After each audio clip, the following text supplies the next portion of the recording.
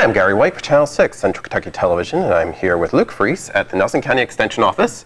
And we're continuing to cook. I know. We are back. Cooking through the calendar. We've been cooking all through 2019. We have. The 2019 Food and Nutrition Calendar, and we finally come to December. Yeah, the 12th and final recipe, if my count is, if my math is right? There's 12 months in a year, right? Exactly.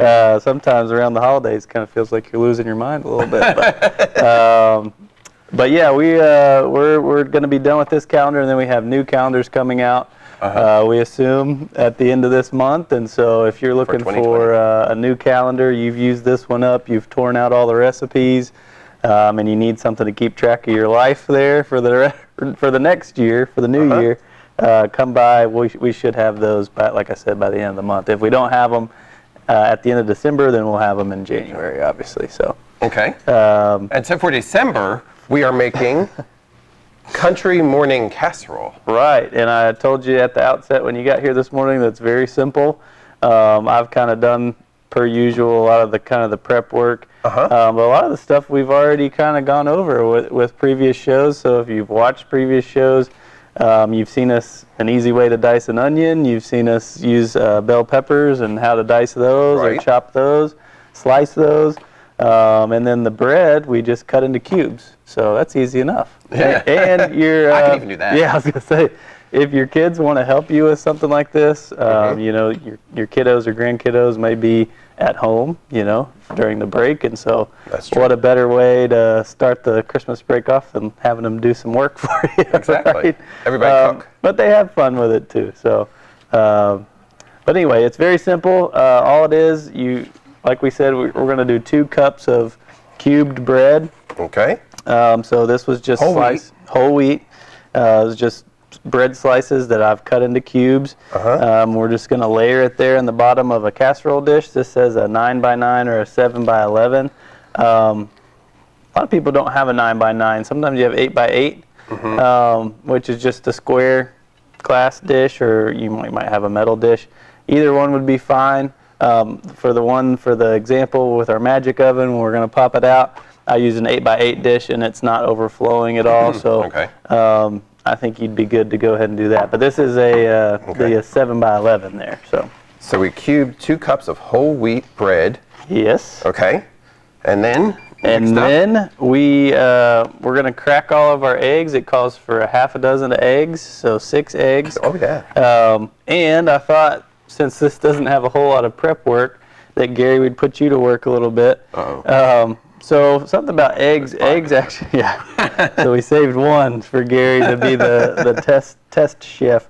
But one of the things that you do with eggs, they also carry some of those same kind of bacteria and things that can make you sick if they're undercooked. Right. So a lot of times we want to break them over the bowl, and honestly at home I do that a lot. I just break it on the edge of the bowl and crack it open and then put it wherever it is, back in the container, and then throw it away, whatever you might do. But the proper way to crack an egg is to use the dull side of a butter knife and crack it over the bowl. And that's because when you crack it on the side of the bowl, sometimes you get some of that egg white on your countertops. And then since you can't see it, well, A, it gets sticky, it gets messy, and then you can't see it, and you might be kind of cross-contaminating with your vegetables and things like that. So this way, you know, all the eggs and guts and all that good stuff gets into the bowl. Right. So I'm going to see, you want to give it a shot? This is going to, well, I'm putting them on the spot. We didn't practice this, but you just kind of give it a tap. More? Yeah. There you go. And then use your fingers to kind of peel it open. And if you get a little shell, which he didn't, oh, there's a little bit. Uh-oh. You can just pull that on out of there with your fingers. Sometimes it's difficult. Yeah. Okay. Well, and then I just got it on here. I'm just making a mess with it. Here, Luke. That's okay. Here, I'll throw it over here. That's how we learn. All right. So do it better than that. Do it better than that. And I may have made Gary crack it one too many times with the knife there. So we're wiping things up. We're exactly. That's all right. We're doing it on the fly. All right. So we got the eggs in the bowl. So as you can see, we've got 6 eggs in there, and I haven't whisked them yet. If you want to beat them right now, before you add all the other stuff, you can, but the recipe just asks you to put everything in, whisk it all together, and then you're going to pour it over top of the bread. Okay. So we didn't say at the outset we did preheat our oven to 350 degrees. We always do that first. It does take about 15 minutes to do that, so while you're prepping and everything, it's a nice thing to have it ready to go when you're ready to pop it in. Okay. So what we're going to do is just basically put all this stuff in here. So this is half an onion, diced. And all these ingredients, you know, we get so specific about diced, sliced, minced, whatever. You know, if you have, I've had people that yeah, it's giving us tears, right? If you have people in your household that like to pick out the onions, maybe you leave them a little, you know, bigger, and then, you know, some people like the onion flavor, but they don't like to feel the texture in their mouth, so maybe you chop those up a little finer. But you're getting all the same ingredients, so you're going to get all the same taste. Right. So you can do it however your family or you prefer. Next thing we're going to do is half a bell pepper. And since we had green in the broccoli and white in the onions and yellow in the eggs, I chose a red bell pepper, again, just to kind of make it a little more colorful. And then we're going to do a cup of broccoli. Now this is frozen. You can obviously do fresh if you want to do fresh. I don't think there's any different. Sometimes it's easier when it's already prepared like this in a floret, or it's chopped up, that you can just open the bag, pour it in a cup, and then dump it in your casserole. So whatever you have on hand, fresh will be the same, but today we're using frozen. That's what the recipe calls for. Okay. So we have a cup of broccoli, frozen broccoli. We're going to add a cup of low-fat cheese, so you can get either like a skim milk cheese, a 1% or 2%, just like you can with milk. So this is the skim version of cheddar cheese. So we're just going to dump that in there. Gary? Yep. Wow. Lots of good stuff. Look at this. Cheese, broccoli, you want to make sure you get all that in there. Yeah. So a lot of these recipes, you'll notice, and Terry and I, our SNAP Ed assistant here at the Nelson County Extension Office, we were talking about how a lot of these recipes don't call for a whole lot of salt. A lot of these ingredients already are going to have a lot of flavor. So if you can, you know, salt causes a lot of health issues with us, and we eat a lot of salt whether we know it or not. If you look at the back of something that you purchase that's pre-made or processed, it's always going to have a lot of sodium because that preserves things. But that can increase your blood pressure and cause heart disease and all these different things that are no good. So go ahead, try it with what's on the recipe, and then, you know, if somebody in your household wants to add a little salt, obviously they can. But you want to try to reduce that as much as you can. So we are going to go ahead. Half a teaspoon. Half a teaspoon of salt. And then we are going to do 1/4 of a teaspoon of garlic powder. And then we're going to do an eighth of a teaspoon of pepper. I probably have a little more pepper just because I like pepper. Pepper's good. And pepper's good for you. Right. Well, you know, seasonings like garlic, it's derived from, if you get garlic salt, that's a little bit different because it is a salt. Right. But garlic powder, you're not going to have that extra salt. Pepper, same thing. One thing that really flavors a lot of dishes that people don't think to use in things is paprika. If you want to throw a little bit of paprika in there, you can. But you can do anything you kind of want with those dry herbs, and that won't cause you a whole lot of calories or sodium or things like that. It'll just give you a little more flavor. Okay. All right. So we have the whisk there, Gary. Wait, we forgot one of the most important steps. A cup of skim milk. Cup of skim milk. So when I was reading through this morning, this is actually going to take us an hour to bake, and I was like, man, an hour seems like a long time. The skim milk is going to, you know, add a lot of water to it, so you're going to have to cook it down, and the eggs will have to set, and so that's why it takes a little longer to bake. But what you could do is go ahead and mix this all up, put the eggs over the bread, or leave it in the bowl, put it in the refrigerator overnight. When you wake up in the morning, you have all your stuff prepared. All you got to do is pour the eggs over the bread, preheat the oven, pop it in, and you're ready to go. So I mean, this is a perfect, for me, if you have family gatherings or things like that, casseroles are always easy. It always seems like when you have family over, it's like, well, I want an omelet, I want an egg over easy, I want French toast. This way, you're just like, all right, this is what we're gonna have. Yep. And you have a lot of it, and you don't have to kind of specialize and prepare all that stuff. That's right. So we're supposed to whisk that around. Yep, whisk that up. And our bowl's kind of full there, so Gary's going to have a hard time not spilling that either. I did with the last one. Now I know why I definitely had to have the apron on. Yeah. I had to search and find one of those. All right, so while you're whisking that up, I also wanted to mention this is one of those kind of dishes, and you can kind of change the ingredients to what you like, but my wife and I, we like to put these kinds of things in muffin tins. So we'll just put, a little bit of the egg mixture in each of the slots for the muffin tin, pop that in the oven, and then eggs will stay in the refrigerator after they're cooked for about 3 to 4 days. And so you can just pop these in the microwave, and you have kind of breakfast on the go. Yeah, your breakfast for a half week. Yeah, or you can cut them into slices after you put them in the dish and do the same thing. Yeah. But, that's kind of a nice thing. Eggs are a good protein for us. So cool. Does that look mixed to you? It looks. You like my way of whisking that? Yeah. Well, it's hard. I gave you a bad bowl. It's my fault. It's always my fault. No, we should have given you a bigger bowl. So when you're doing this at home, you see the size of our bowl. Make sure it's bigger than that. That way you can whisk it a little better. But it looks mixed, and it doesn't really need to be, Yeah. As long as it's all mixed up, the cheese is mixed in, all that good stuff. All right. Perfect. Look at that. Look at that. All right. So one of the things that it doesn't mention in the recipe, and if you want to do this, I'm sure you can, it's going to add a little more fat content, but it doesn't say to spray with cooking spray, with nonstick spray on your pan. I didn't with the first one, but I'm probably going to have a pretty good time trying to clean all that stuff out. So if you don't want to mess with the mess, and you're not completely watching your fat content there, you can go ahead and do a little light coverage on the pan so it doesn't stick. So I did that with this one, didn't do it with that one. Okay. So we'll invite Gary back, and he can clean both dishes and let you know. How different I'm just teasing. Okay. All right, so Gary, we're just basically going to pour that over the top of our cubed bread slices, and we're going to try to just try to make it even and all the ingredients well spaced out. There we go. And actually, we'll get a spoon and we'll just kind of spread it a little bit. Yeah.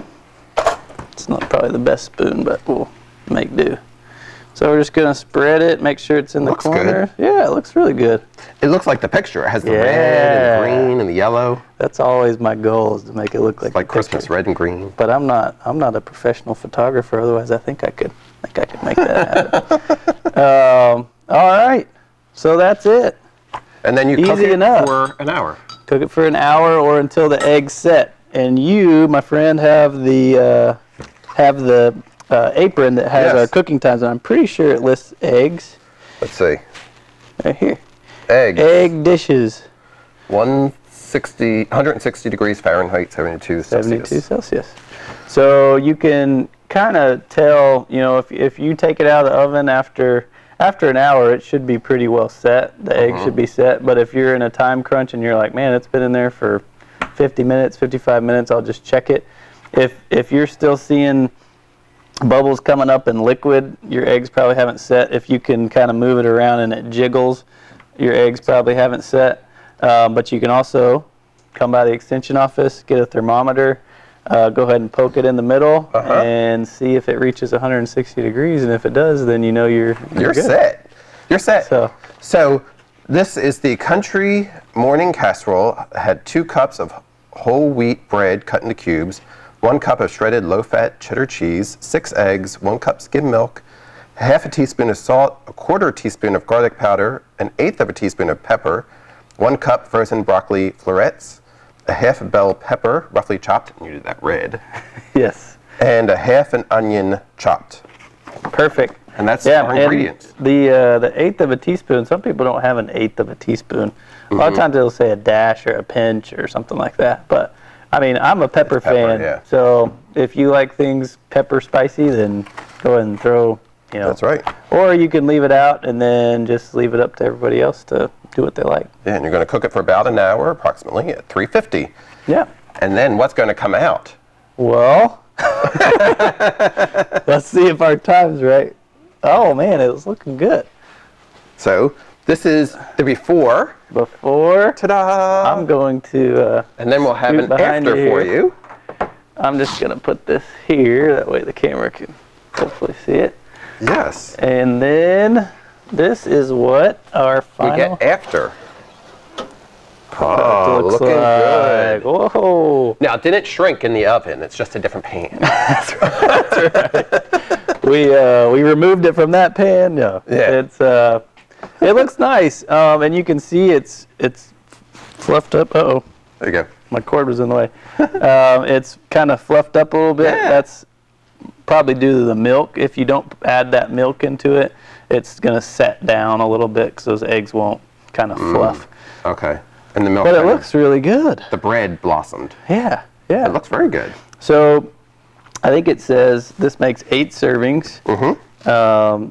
A serving size is a 3-inch by 3-inch piece. If you have the... If you have the other dish. Right. Mm-hmm. So it's going to be a little bit smaller with this one because the volume, you know, it's a little taller. It's not we'll as have higher. It's thick, I guess, more thick. And then the cost per recipe is $4.51. You should you might have eggs in your fridge, you might have milk in your fridge, so that, I think, you know, some of those ingredients you're already going to have. But whenever I bought the ingredients, I think it cost me $12, so I'm looking at like $6 a recipe. So it probably depends on how much you can get those ingredients for. But that's pretty close. And then the cost per serving, if you do buy it, that's about 56 cents. For me, this was probably about 75 cents a serving. But better than what you can get at a drive-thru. And only about 120 calories. 120 calories per serving. You can see the fat grams, not really that much. The saturated fat's going to be from the egg yolk, 2 grams. mostly. It's got some cholesterol, some carbs, but it's got everything you need in one pan. Right. And you can add, it's a whole meal. You've got your bread, your whole grains. You've got your eggs, your protein. You've got some vegetables on there. If you want to add a little cup of fresh fruit, well, let's see what it says. Yogurt. It says to add some yogurt. You can do hot tea or coffee and some pears. But pears, you could do strawberries, blackberries, blueberries, apples, whatever's in season, whatever you can find. So and make it a meal. That's right. Healthy options. So should we dish this up and put it on a plate and try it out? Well, why not? All right. It's a country morning. It kind of feels like a country morning. Exactly. Today. It's a little cold outside. This ought to be good. So I'm going to try to maybe get it as close to one of the servings as we can. So 3 by 3. Yeah, this is going to be difficult, Gary, because my spatula is a little bigger than. There you go. That pan's still a little. Baking dish is still a little warm. All right. Now you can see. Gary can probably see that we've got a little. It's sticking. It's sticking to the bottom of our pan. So, you know, like I said, with the other one, yeah, maybe if you put a little bit of no stick spray. You put that little way there. I bet the corner pieces would probably be prettier, but we'll. There you go. There we go. And we have our 2 pieces there. Good and our stuff. Country morning. Here, you can have the corner piece. How's that? The prettier piece. This just came out of the oven. Just came out of the oven. And really, we timed it perfectly because I started that one at about 9 o'clock. So good job. That worked out all right. See the bread in there too. It's probably very hot, Gary. So be careful. Can't get any on my fork here. Very good. It's very hot, but it's very good. One of the other things, we added raw onion and pepper. We've said it with some of the other dishes. If you like it to be the texture to be a little different, not as crunchy, it's not going to cook as much in there as if you sauteed them before you put them into your bowl. Okay. But that's going to add, again, some more fat. because usually when you're sautéing, you're using some kind of oil or fat. Very good. Yeah. And I guess the frozen broccoli kind of provides some water as well. Yeah, and if you were to saute the onions and peppers, those are going to cook down a little bit and provide a little water too. But the big source of water or liquid that's going to be in your dish that will make or break it is that milk source. So, fantastic. But it's pretty good. Good job. Thank you. And that was a country morning casserole. Again, it's our December recipe in the 2019 Food and Nutrition calendar. And we look forward to getting the 2020 and starting up again. Yeah, and I was going to mention real quick, there's a new website that we have from the nutrition education program here in Kentucky. It's called planeatmove.com, no spaces, planeatmove.com. It gives you all kinds of tips on how to cook with your kids or cook on a budget, and then it also has all these recipes and has all the nutrition education program recipes right there where you can print them off or look at them on your phone. So even if you can't make it into the office to get a calendar or get the recipe cards, planeatmove.com, and you can find all these there. Fantastic. So go to planeatmove.com and get all that stuff too. Or come in and get your calendar. Yeah. And thank you very much. Thank you, Gary. Appreciate it. And hope you enjoy the country morning casserole. This has been Gary White. Happy 2020. Yes, exactly. This has been Gary White with Luke Freese at the Nelson County Extension Office.